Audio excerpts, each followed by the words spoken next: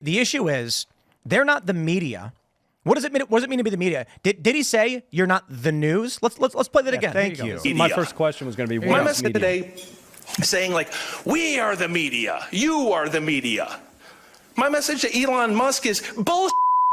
You're not the media. Hold on. And that's the important distinction. He didn't say news. No, exactly. He didn't say they're doing fact checking. He's saying we are the elites who control the broadcast towers, and the little people, the rabble, are not allowed to speak up. That's what he's saying. Well, the Bye-bye. age of internet video, you are the media. You are your own producer. You are your own creator. And media is much more than news and journalism. You make a song and you put it on the internet. That's a piece of media. You control your media now. Well, look at that picture. He's standing at the National Press Club. And doesn't that strike anybody as weird? It's the press club. Why is it the press? Because they were pressing ink on paper. That's how far back we are talking about. You can say, oh, it's tradition. No, these are dinosaurs who are extinct and they don't know it. Yep. They don't understand the nuance and energy that goes into some of this content creation that you have now that's bringing reality to people's faces when the media, mainstream media, whatever you want to define that as, is, right? So the effort, like you alluded to produce your own content, set up your own studio, fund your own studio. I mean, I'm in one right now that has kind of built itself. What work is he talking about that's not there for that? Funker's an example. You guys put like head cams on soldiers. Well, you don't do it, but they head cams on soldiers, body cams. Well, I mean, we send our team members into conflict zones, right?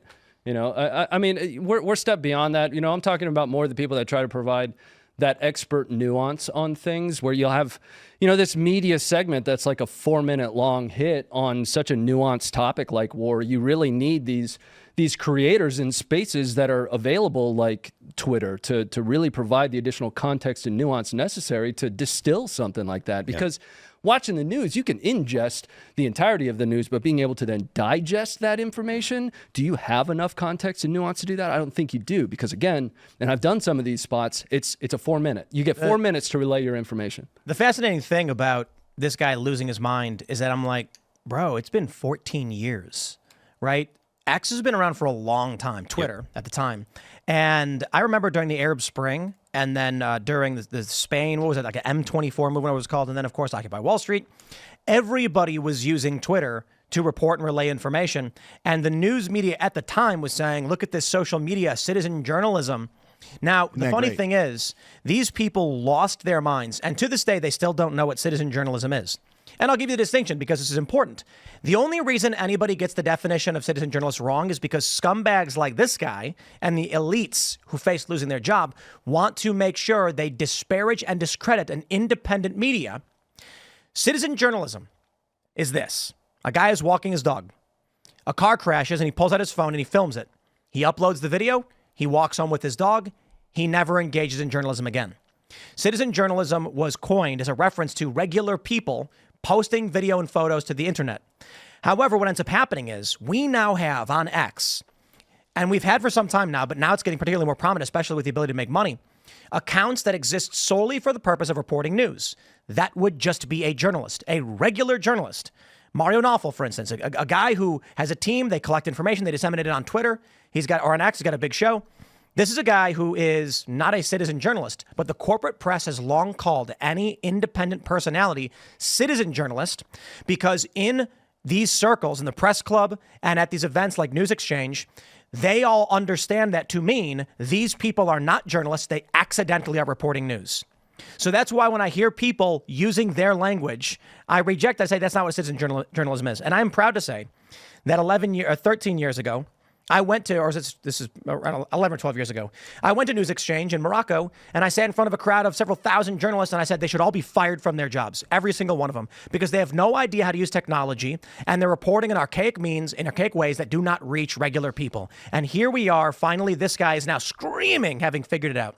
But I love it, because there's another moment I want to shout out. It was Black Hat, I believe, the hacker convention, much more corporate than DEF CON, but they happened around the same time.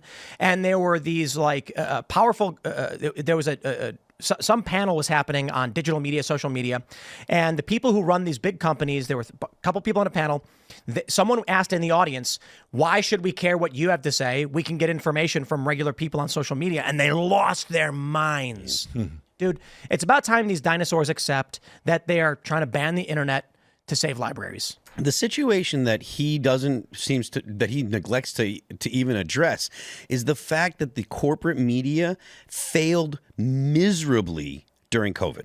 That's a big reason why you see podcasts and you see new media or whatever you want to call it be so influential and have such an impact. If the corporate media hadn't been the lapdog of the established government, if the CDC had been telling the truth to the media, or the media had been pushing back as opposed to doing exactly what the government said they should do, then they might be in a position to say, no, we're necessary. They might be in a position to say what the service that we provide is valuable.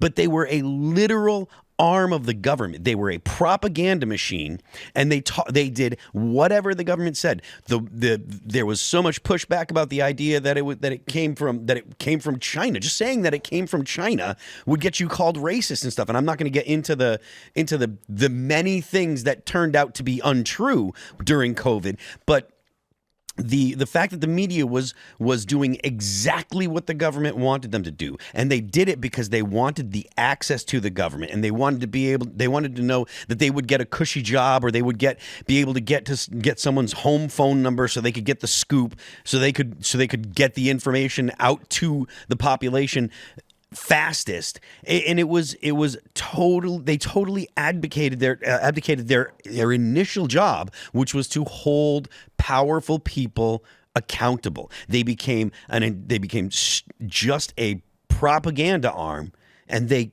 totally missed the whole point of their existence. So for them to say now that they're upset that the new media, that other sources are out there, is absolutely ridiculous. Thanks for checking out this clip from Timcast IRL. Make sure to watch the show live Monday through Friday at 8 p.m. Subscribe to this channel, and we will see you all there.